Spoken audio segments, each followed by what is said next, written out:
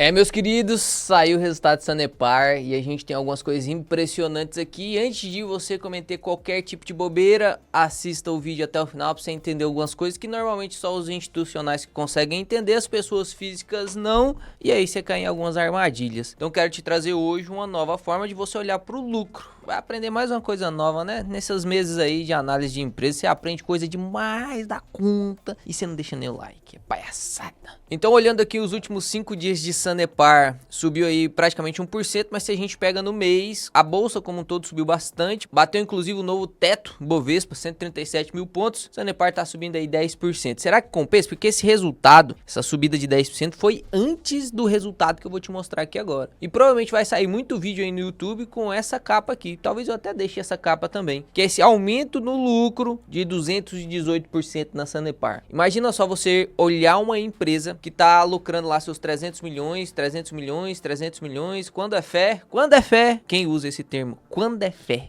Lá em Goiás a gente usa muito isso aí. Quando é fé, bate lá 1,2 bilhão de lucro, um aumento de lucro de 200, realmente multiplicou 3 vezes o lucro. O que que você acha que vai acontecer com a ação? A ação que tá custando R$6 hoje, o que que você acha que vai acontecer? Será que ela duplicaria também, triplicaria também, assim como o lucro multiplicou 3 vezes? Pois é, grande parte das pessoas hoje, quando abrir um mercado, falta ali 30 minutinhos para abrir um mercado, provavelmente vai começar comprando desesperadamente. Mas eu quero te mostrar aqui algumas coisas que você tem que olhar. Então a primeira coisa que você vai fazer é digitar Sanepar 4 aí no Google, digita o RI, vamos entrar no site da Sanepar. Quando a gente entrar aqui no site do RI da Sanepar, a gente vai baixar o release de resultados que a gente vai precisar usar nesse vídeo e a apresentação de resultados que a gente também vai começar pela apresentação, tá? Então, olhando aqui para a apresentação de resultados do primeiro trimestre de 2025, a gente consegue perceber nos destaques financeiros aqui que teve um aumento de volume faturado de água, um aumento no volume faturado de esgoto, ou seja, sim, a empresa está crescendo consistentemente. Eu já mostrei para vocês que a Sanepar é uma das empresas mais lindas que tem para você olhar o gráfico de lucro. Deixa eu te mostrar isso aqui. Lá no Investidor 10 tem um gráfico muito bonito disso. Se a gente desce aqui até o gráfico de lucro, perceba o quanto da Sanepar é bonitinho, meu amigo. Se a gente tira aqui receita líquida, vou colocar aqui o máximo. Olha como que esse lucro cresce, cara. Ele só cresce. E a receita líquida? Parece até que você está investindo em fundo imobiliário nisso aqui, ó. A receita líquida crescendo aqui de maneira quase que previsível, né? De maneira quase que previsível. Então você consegue ver que a Sanepar realmente é uma das empresas que tem os gráficos de lucro mais bonitos da bolsa como um todo. Continua crescendo aí os seus 3, 4% trimestre. Crescimento de ligação de água e de esgoto também de 2,7 e 1,1 respectivamente. E o nível de atendimento de água foi de 100%, de esgoto 81,5%. Isso aqui é marco de saneamento, tá? Saiu legislativamente que eles têm que cumprir o marco de saneamento, todas as empresas de saneamento, por isso elas estão investindo tanto, por isso que os dividendos caíram, de todas as empresas de saneamento como um todo, caiu o potencial de pagamento de dividendos, porque está investindo muito capex. E no caso da Sanepar, como grande parte do capital investido dela vem de capital próprio, ela não tem tanta dívida e paga muito menos dividendo quando se comparado com Copasa. Se você quiser, inclusive, uma comparação entre Copasa e Sanepar, deixa aqui nos comentários se você investe em Copasa. Quero saber qual o percentual das pessoas que estão assistindo esse vídeo investe em Copasa e qual percentual investe em Sanepar e qual percentual fala assim, desisti de tentar escolher entre as duas e invisto nas duas. Deixa aqui nos comentários, vai ser interessante essa pesquisa aí também. Então a receita líquida subiu 6% e aí como é que pode, né, cara? Aqui você já começa, se você é esperto, tá seguindo o canal, se você já assistiu outros vídeos, você deve ter se perguntado, como que pode a receita líquida subir só 6%? E o lucro líquido subir 218%, como é que pode um trem desse? Uai, era tão ruim assim a otimização de despesas da empresa, e ela otimizou tantas despesas que subiu 218% o lucro, mesmo a receita tendo subido só 6%, que eu já te mostrei que para a receita virar lucro líquido tem que tirar um monte de custo. Então, teoricamente, para o lucro líquido subir 200%, a receita também deveria subir pelo menos 200%, concorda comigo? E aí a gente vê que o EBITDA subiu 44%, batendo na casa de 1,1 bilhão, margem EBITDA ali batendo na casa dos 61%. Na eficiência, teve menos perda por ligação, inadimplência subiu um pouquinho, 2,8%. E os investimentos aí, ó, subiu 14,6%. Foram 487 milhões só nesse primeiro trimestre, então vai bater aí mais ou menos uns 2 bilhões de capex de novo no ano. Quando a gente olha para o resultado operacional, a gente vê que um aumento de 3% no volume medido de água, isso virou 3% também de volume faturado. Não adianta nada eu medir se eu não consigo faturar, né? Então, o volume faturado aí foi muito próximo do volume medido, teve pouca perda. No caso das ligações, quantas ligações de água aumentaram? Aqui tá na casa dos milhares, tá? Então tem que adicionar mais 3 zerozinhos aqui, ó, tá? Mais 3 zerozinhos. Então foi 3,4 milhões de ligações, aumentou aí no total em 12 meses 38 mil ligações, aumento de 1,1%. Aqui de economia 1,2%. Quando a gente olha por esgoto, que é onde ela tá investindo mais, você consegue ver que teve maior volume coletado, maior volume faturado, maior crescimento do que o de água. Por quê? Porque tá investindo mais em esgoto agora. Inclusive a gente vai ver ali um gráfico bem bonito que a Sanepar deixou sobre para onde está indo os investimentos dela. Quando a gente olha o volume de barragem, que é algo que preocupa nas empresas de saneamento, todas as barragens dela tá ali lotado, né? Ó, a gente passou aqui novembro, dezembro, janeiro e fevereiro, 100% em tudo. E agora caiu um pouquinho aqui a de Passaúna e Iraí, mas coisa à toa, né? Tá acima dos 90%, então tá tudo certo, não tem problema nenhum. Quando a gente olha aqui os principais indicadores, a gente consegue ver um ROI anualizado da Sanepar hoje de 20%. Isso para empresa de saneamento é muito, galera. Porque empresa de saneamento, dentro de todas as empresas do setor BEST, banco, energia, seguradoras, saneamento, telecomunicações, a que tem maior custo é saneamento. O que tem maior custo é saneamento. Porque, imagina comigo, saneamento é uma empresa que vai fazer ligações de água e de esgoto por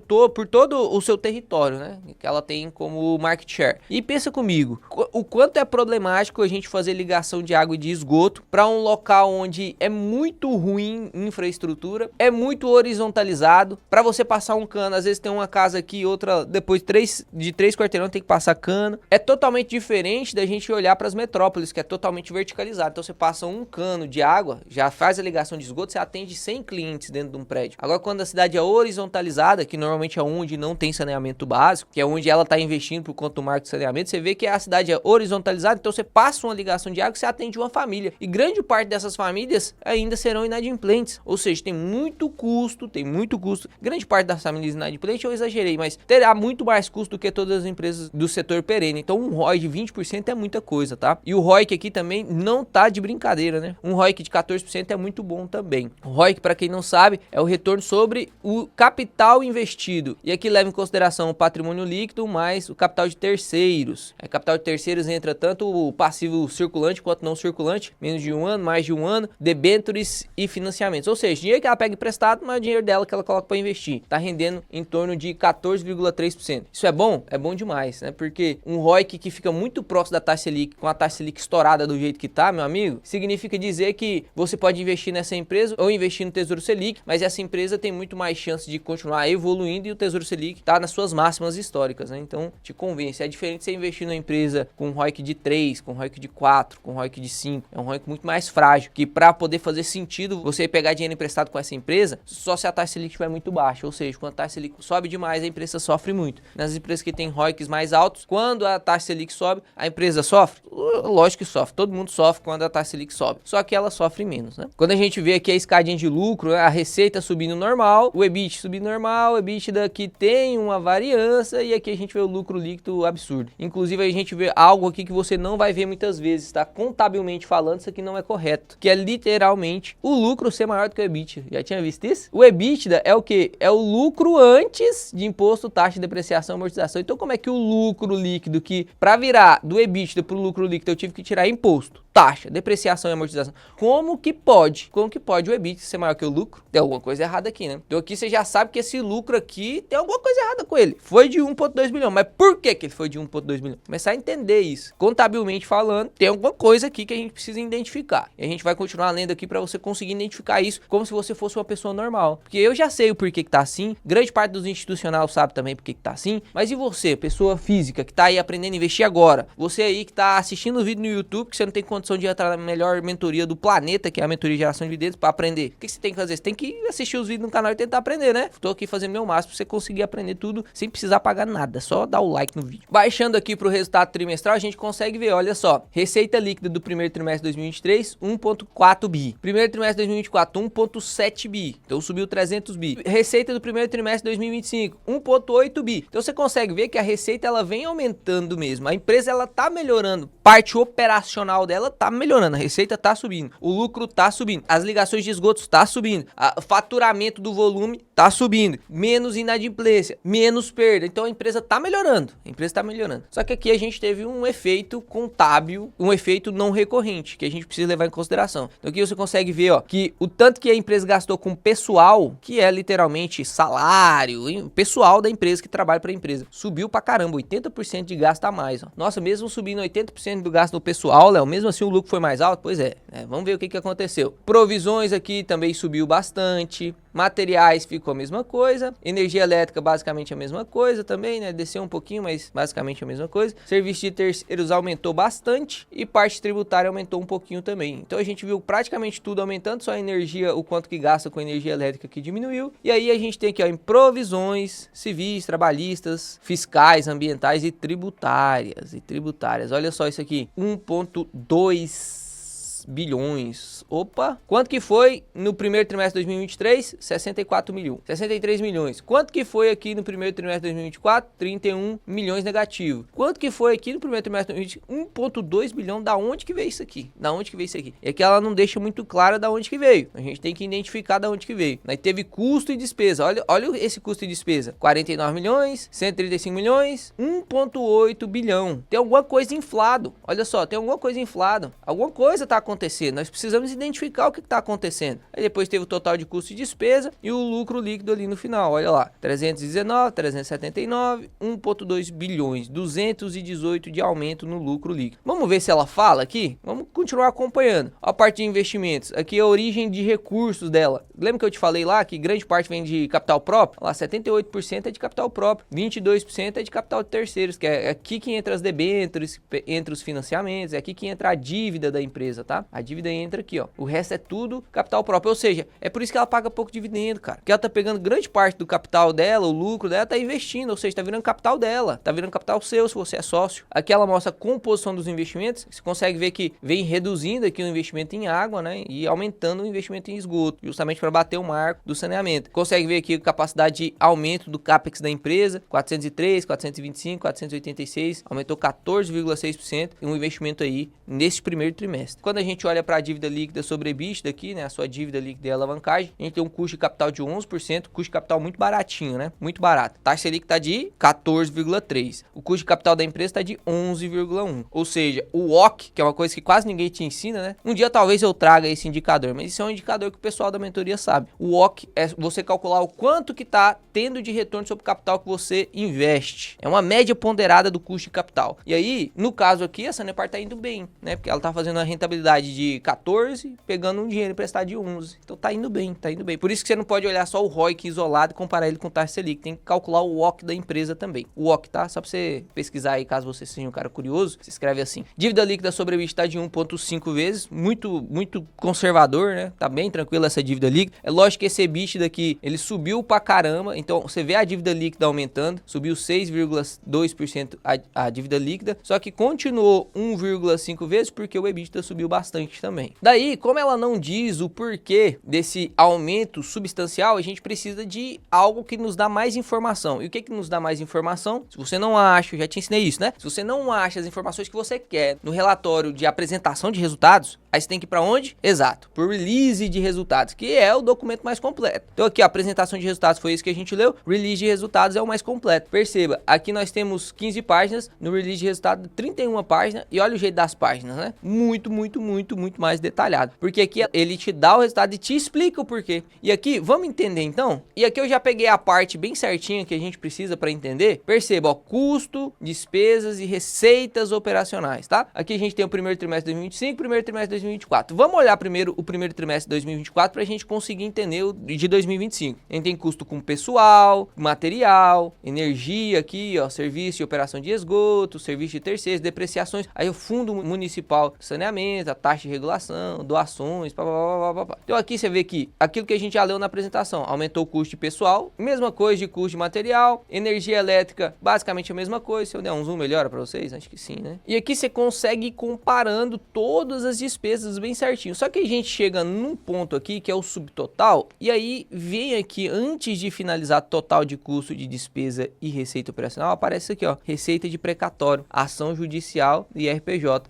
provisão do passivo regulatório e honorário advocatício. Olha só isso aqui, o que era o precatório que a gente estava comentando tanto de Sanepar, que ia cair talvez em 2026, talvez em 2027, olha só quanto que caiu agora, em 2025, 2 bilhões de reais caiu, e ficou 1,4 bilhões, quase 1,5 bilhões retido aqui com passivo regulatório e honorário advocatício. Vamos entender o que é isso aqui? Vamos entender bem direitinho, porque o lucro subiu, será que Sanepar vai disparar? Em que eu tô gravando esse vídeo antes do mercado abrir. Eu quero saber, inclusive, junto com vocês, quando você estiver assistindo esse vídeo, se subiu, se diminuiu, eu vou estar observando o gráfico, porque isso aqui é um estudo muito importante. Você vai assistir esse vídeo com todo o gráfico já acontecido, já tá desenhado o gráfico, você consegue entender o que o pessoal tá achando disso aqui. Vamos ver por que cresceu. Olha só por que o release de resultados é importante. Aqui ele te diz o porquê de cada coisa. Lá na apresentação de resultados, ele vai falar assim, ó, o pessoal aumentou 80% o custo. Por quê? Aí aqui ele explica, ó, o crescimento de 80% em função de reajuste salarial, verbas trabalhistas, referentes ao acordo coletivo de trabalho, reajuste salarial, verbas trabalhistas, benefícios, referente ao acordo coletivo, reajuste de 9,8% do Plano de Saúde, indenizações trabalhistas referente a processos julgados no montante de 168 milhões, ou seja, isso aqui, ó, é muito mais processo de 2024 para 2025, porque em 2024 foi 68 milhões e agora foi 168 milhões, foi 100 milhões a mais. Numa empresa que dá 300 milhões, 400 milhões de lucro trimestral, 100 milhões a mais é 25% do lucro da empresa. Então, a Sanepar, se não tivesse caído esse precatório, a Sanepar viria com um resultado bem ruim, viria com um resultado bem pior do que ela teoricamente está demonstrando aí no decorrer do tempo. Ou seja, talvez se Sanepar não tivesse recebido esse ajuste aí, né, esse precatório, com certeza ela abriria mercado caindo. Mas a gente vai ver aqui que esse precatório caiu num bom momento. Teve provisão de abono indenizatório de 17 milhões, então a gente vê aí que realmente a gente teve vários custos. Ó, provisão do plano de demissão voluntária, PDV, montante de 171 milhões, ou seja, só somando isso aqui, com isso aqui, ó, só somando esses dois, esse mais esse, pô, dá lá 350 milhões, né, 350 milhões. Esse plano de demissão voluntária é muito bom pra gente, nós acionistas e pra empresa, porque vai reduzindo o corpo de funcionários. Então você não vai pagar a indenização quando você demitir, já tá reservando algo agora, já tá fazendo um plano para demissão voluntária. Aí ele explica a parte de materiais, que subiu um pouquinho, energia elétrica, ó, redução de 25%, principalmente pelo reflexo da migração de aproximadamente 550 unidades consumidoras operacionais da companhia Mercado Livre de Energia até o primeiro trimestre de 2025. Ou seja, ela tá economizando energia elétrica porque ela foi agora para a companhia do Mercado Livre de Energia, tá comprando energia. Quando a gente chega aqui na parte de receita, de precatório,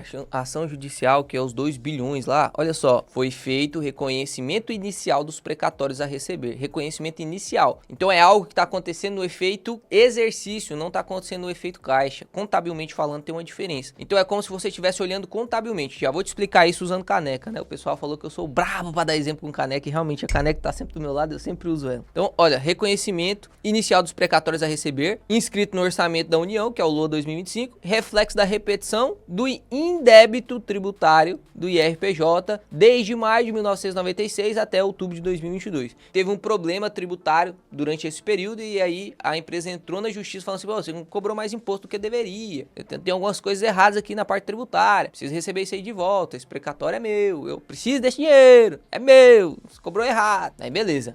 É engraçado demais, porque é um precatório onde o governo tem que devolver um dinheiro para a empresa, porque a empresa fez o que deveria fazer e o governo não fez o que deveria fazer. E aí, quando o governo devolve esse dinheiro, a empresa tem que pagar imposto. E ainda tem algumas coisas que vou te explicar aqui agora que talvez afete a Sanepar mais do que você imagina. Porque muitas pessoas estavam precificando esse precatório como algo muito positivo na Sanepar. Nossa, vamos receber 4 bilhões, né? Inclusive eu gravei vários vídeos, vamos receber 3,8 bilhões, é quase metade da empresa. O que vai acontecer com esses 3,8 bilhões? Será que vai ser tudo para investimento da empresa? Será que vai ser tudo para dividendos? Será que a Egepar vai meter a mão nisso aí? E aí, olha só, provisão de passivo regulatório, porque você viu que recebemos 2 bilhões, mas 1,4 bilhões ficou retido. Por que ficou retido ali como passivo? Olha lá, provisão regulatória de valor a ser compartilhado com os clientes da companhia, razão de 75% do valor do ganho da ação do IRPJ ali, os precatórios a receber, conforme a regra de compartilhamento saneamento estabelecida pela AGEPAR e honorários advocatícios. O que significa isso, Léo? Não entendi nada. Vamos pro quadro preto. Sabe quando tem quadro preto, o negócio fica sério, então presta atenção. A Sanepar, ela ganhou ali, para poder ficar didático, vou arredondar números. Ela ganhou 4 bilhões do governo, e aí o governo vai ter que pagar para ela esse precatório, essa multa, porque estava cobrando desde 1996 até 2002 em débito tributário, beleza? Beleza. Quando esse dinheiro cair na Sanepar, esse dinheiro teoricamente é de quem? É da Sanepar. Então a Sanepar, ela pode fazer o quê? Ela pode investir, ela pode pagar de dividendo, virar dividendo yield isso aqui, ou ela pode deixar no caixa para poder render receita financeira, e aí a receita financeira vai virar tanto investimento quanto dividendo, beleza? Pode acontecer isso dentro da Sanepar. Só que aí a AGEPAR,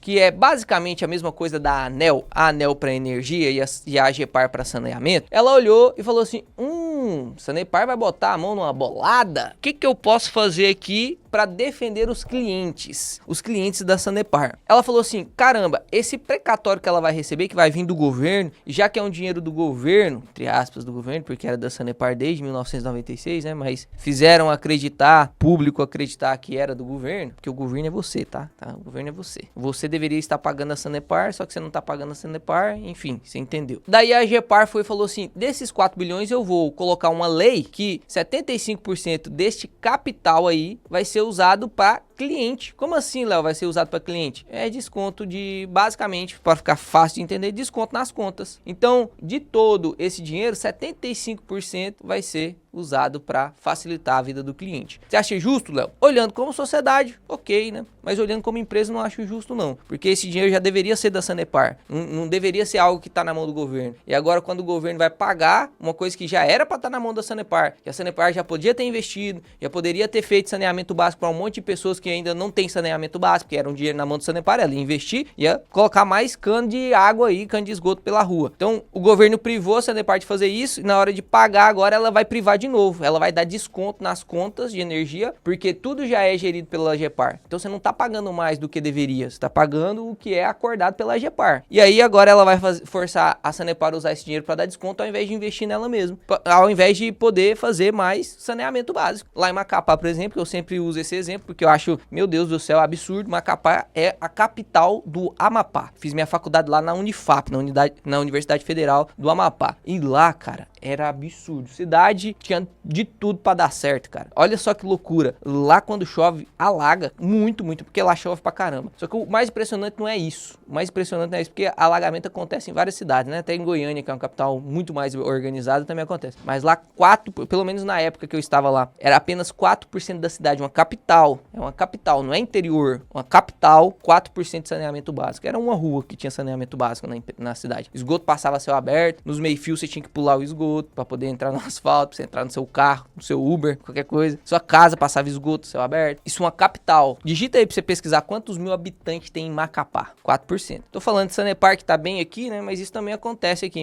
com menos proporção, mas também acontece aqui. O que você acha? A empresa deveria, deixa aqui nos comentários, a empresa deveria diminuir a conta das pessoas ou investir para poder tentar chegar daquelas pessoas que não têm saneamento básico? O que você acha? Logo, dessa indenização que o pessoal todo tava precificando ali dentro do preço Sanepar, apenas 25% vai ficar para a empresa, ou seja, apenas 1 bilhão. Só que não é 1 bilhão, porque desses 4 bilhões tem imposto de renda, é imposto sobre o imposto.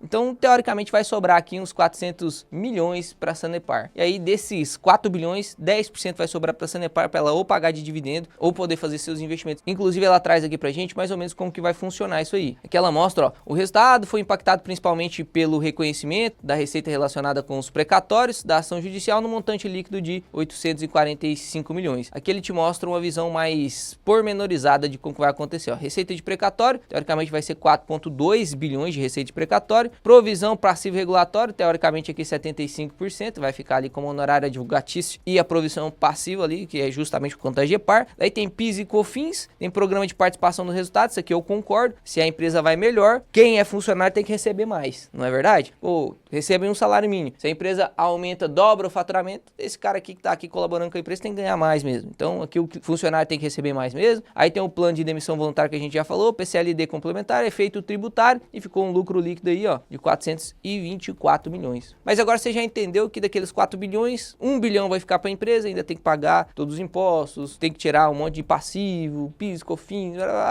não vai sobrar tanto assim para a Sanepar como a gente estava esperando, não. Então, preste atenção. Pode ser que, mesmo com o lucro, olha só que loucura que eu vou falar para você aqui agora, por isso que você tem que prestar atenção e por isso que você tem que estudar direito, né? Mesmo com o lucro subindo de 400 milhões para 1,2 bilhões, 218% no aumento do lucro, mesmo assim pode ser que no médio prazo, porque hoje ela realmente pode abrir subindo, né? Porque muita gente vai olhar esse lucro, vai pensar, pô, mesmo que sobre pouco ainda vai sobrar um pouco, então pode ser que ela pague dividendo, faça os investimentos nela mesmo, então pode ser que ela cresça, mas no médio e longo prazo pode ser até que você volte a ver a empresa caindo depois de coletar esses dividendos do que vai sobrar desse precatório. Então, toma cuidado aí com as suas posições Sanepar, tá? Toma cuidado com as suas posições Sanepar. Comecei muito animado, a gente não sabia quantos por cento ali que a Gepar ia realmente trancar, a gente tinha um boato, né, de que ia ser 75%, mas não tínhamos certeza ainda, esperávamos o posicionamento da Sanepar. Agora a gente sabe que realmente vai ser 75% aí, e aí a gente não vai ter tanto acesso assim, você acionista Sanepar, não vai ter tanto acesso assim a esse precatório, né? Provavelmente a empresa vai usar para investir nela mesmo, não vai pagar como dividendo, porque não ficou assim uma bolada, como foi da Auren ali, né? Da Auren receberam 5 bilhões, 3 bilhões foi para dividendo. Pagou lá os impostos, que foi 1,5 bilhão, o resto foi tudo para dividendo. No caso aqui da Sanepar, a gente não vai ter esse privilégio, né? Vai ter que ficar 75% retido ali. Mas é isso, né? Espero que você tenha gostado desse vídeo, espero que você tenha entendido que você não pode olhar apenas o lucro, que se você olhar só a linha do lucro, você tava, ó,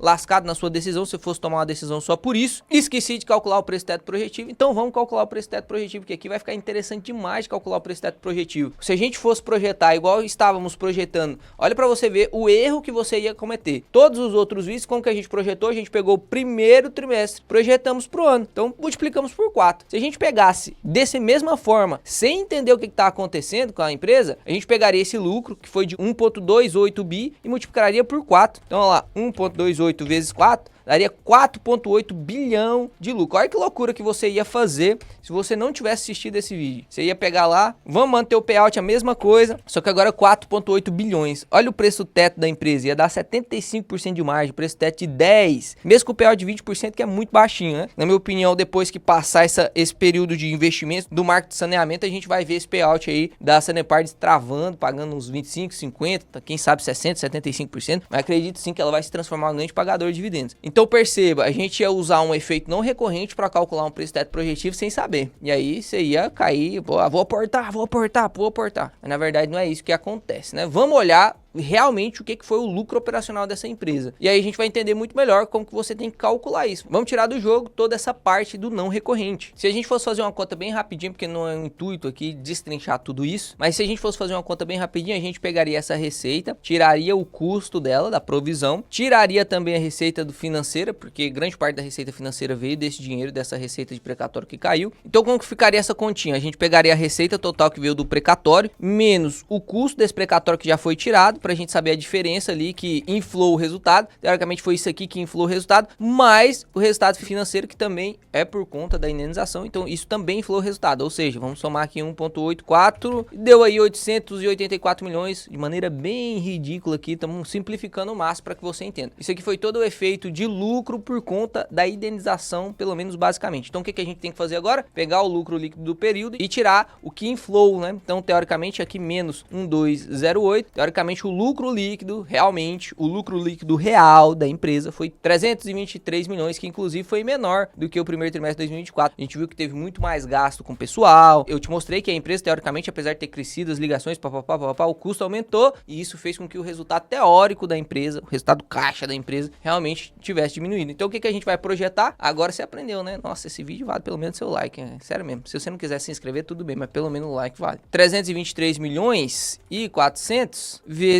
4. Agora a gente tem aqui o lucro teoricamente real se a gente fosse considerar os mesmos custos, que a gente sabe que também não vai ser os mesmos custos. Por que não vai ser os mesmos custos? Porque grande parte do custo foi aumentada através de 80% do aumento do pessoal, que é justamente indenização que já foi paga, provisão que já foi paga e aumento salarial que também já foi pago. Então, teoricamente, daria até pra gente colocar um pouquinho a mais isso aqui. Vou pegar esse valor, vou colocar lá no lucro projetivo e perceba, olha, A margem de segurança, que era antes de 75%, caiu para menos 53%. Olha que loucura. E aí aqui a gente tá tirando praticamente 1 bilhão do lucro projetivo da empresa. Eu vou subir um pouco porque a gente foi realmente muito pessimista. Então, teoricamente, com esse lucro que seria o repetido, eu vou somando algumas coisas aqui só pra gente fazer algo mais conservador e mais real. A gente viu que o lucro líquido no primeiro trimestre de 2024 foi 379, e se a gente olhar o lucro líquido total da empresa no ano de 2024, a gente consegue ver que foi de 1,5 bilhão basicamente. Então, teoricamente, se a gente somar o que vai vir de precatório real, né, que são os 400 milhões ali, os 430 milhões que a gente somou, que é o real que vai vir ali, e se a gente somar mais uns 200 milhões que vai acontecer no segundo, terceiro e quarto trimestre, porque eu tirei muito dinheiro agora de provisão, aqueles 350 milhões que a gente olhou lá no release de resultado que saiu da empresa para poder pagar multa de demissão e para poder provisionar demissão voluntária, foi 350 milhões. Se a gente somar este valor aqui, a gente já tem um resultado melhor, né?